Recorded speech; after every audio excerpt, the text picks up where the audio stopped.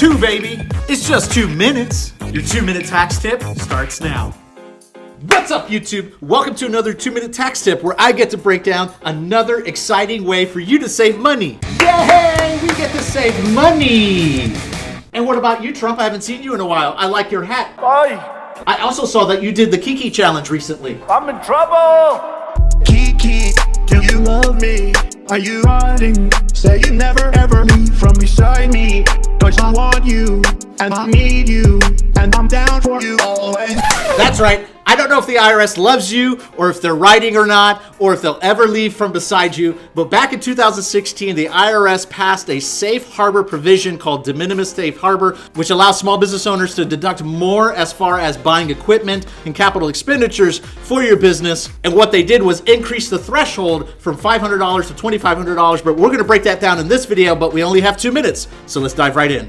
Okay, so here are the basics. Businesses typically have a policy in place of expensing and not capitalizing certain items that they buy for their business that is under a certain threshold amount, generally $500. The reason why is it's simply not worth the trouble of capitalizing that piece of equipment or that expenditure and depreciating low-cost items over a certain amount of time. Okay, so back in 2016, the IRS simplified the paperwork and the record keeping required for small businesses by raising the capital expense threshold from $500 to $2,500 if you have proof by way of an invoice, or $5,000 if you have certified financial statements by a CPA. Now, here are the details of the safe harbor provision that the IRS rolled out back in 2016. The maximum amount of $5,000 you can deduct under this de minimis safe harbor provision depends on whether or not your business has applicable financial statements for the year. If you're a small business owner, more than likely you do not have applicable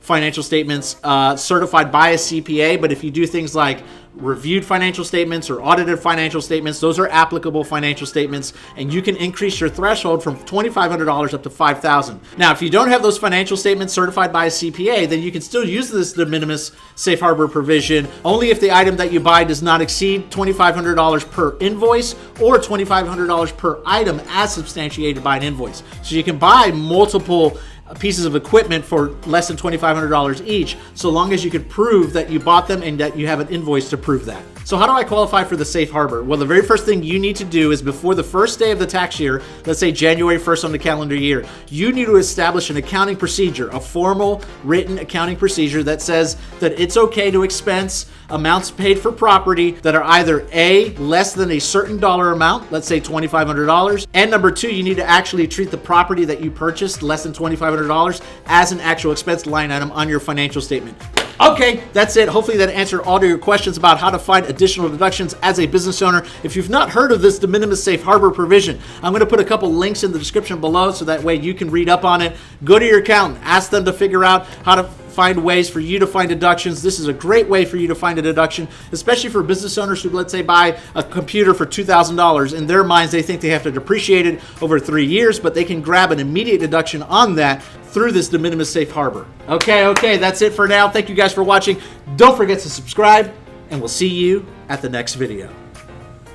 Wow, that was the best 2 minutes of your life. Hey, thanks for watching. Hopefully we were able to answer all your questions with our 2-minute tip. Be sure to subscribe by clicking the button below and check out this video over here for our latest release and that playlist down there for our best playlist, and we'll see you guys at the next video.